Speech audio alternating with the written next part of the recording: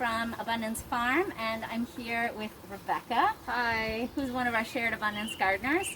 And we're here to visit today and see what we can learn from her garden. Rebekah, will you just tell us for a minute why you decided to be a gardener this year? Okay, so I think it's something I always wanted to do, but I was very scared to do.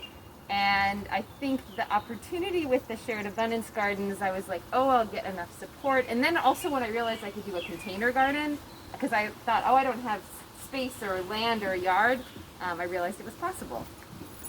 That's great. So why don't we come on in and take a look at these containers that you have here.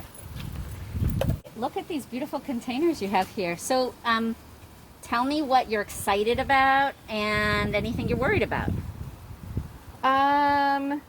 Wow. Well, I'm excited about having lots of tomatoes because I have 3 tomato plants.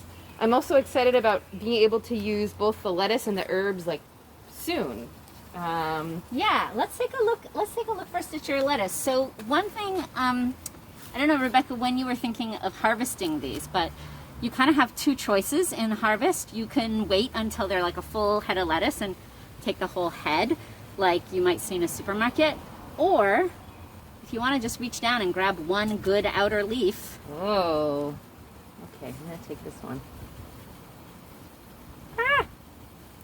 There we go. We did it. That's your first harvest. Well, if it wasn't dusty, I would, well, I have a mask on, but that's exciting. Yeah, with lettuces and the kales, you want to just keep working at the outer leaves. That's another way to harvest it. So let's just see what else we have going on here.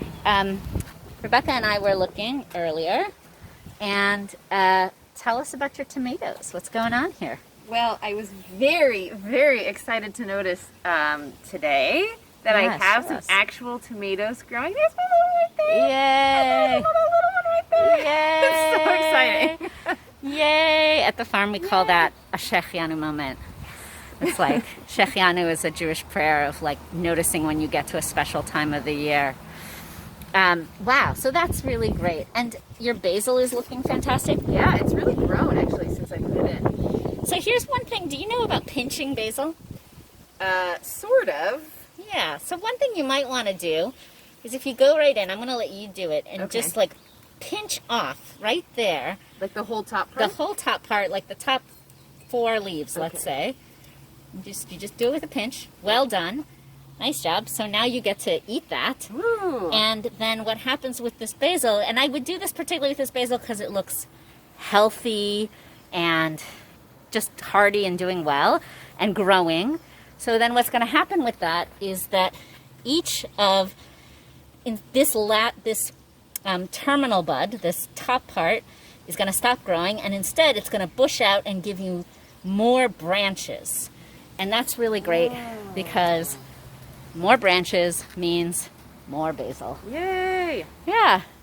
And you might see other things that you are going to do that with, but it's particularly important with basil when it gets to about the height that Rebekah has hers.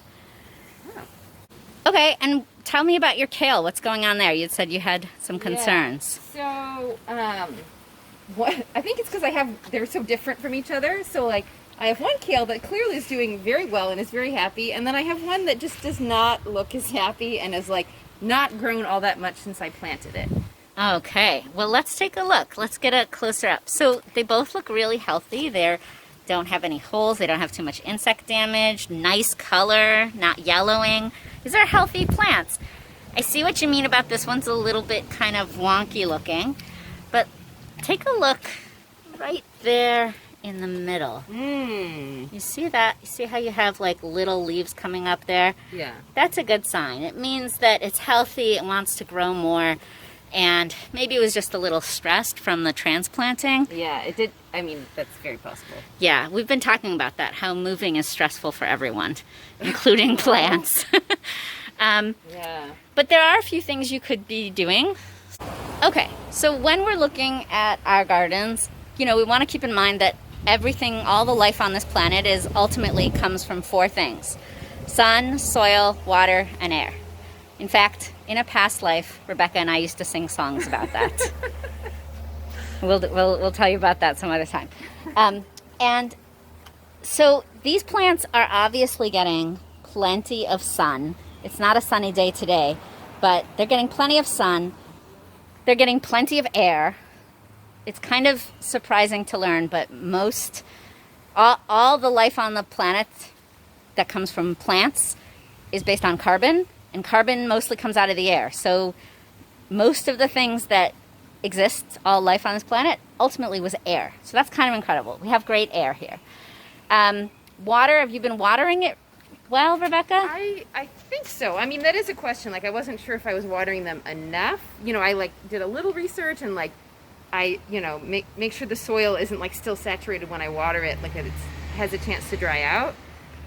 That's fantastic. Yeah. That sounds right. And if we go down here, we can feel that it's wet. I mean, also there was a just lot of rain had earlier today. A big thunderstorm, so yeah. So I think these plants are being very looked after, and so they're getting water.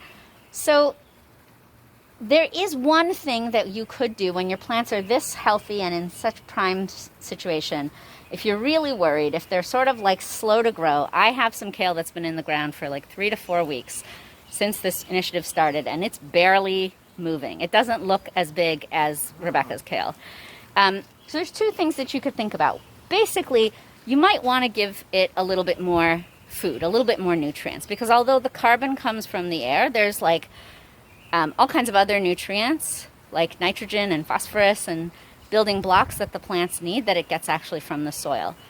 And so Rebekah, did you put compost in? I did. I put actually a good amount of compost in when I planted them. Okay, Yeah. so then these containers are probably fine, and they're probably just doing a little transplant shock. But if you wanted to, we could just get a little compost from the farm, from the compost pile, and just, you know, lightly dress it around. Yay. Yeah. And what that does is it kind of gives it like more of a healthy diet. Or you could give it more of like a intense boost of nutrients. Farmer Rebekah explained it to me as it's kind of like taking Emergency. It's like an immediate, very bioavailable form. And some people will use like chemical fertilizers for that. On Abundance Farm, when we need a boost, when things just are being slow growing and we think maybe there's something missing from the soil or from the situation, we might use a fish and seaweed preparation. You can buy this at the garden center, and it'll last you a long time.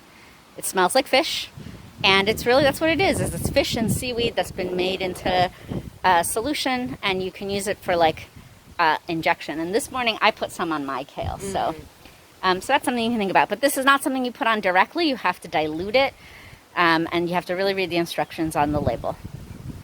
So we wanted to say happy gardening, and thank you for letting us come visit you. Thanks for visiting. We'll see you all next week.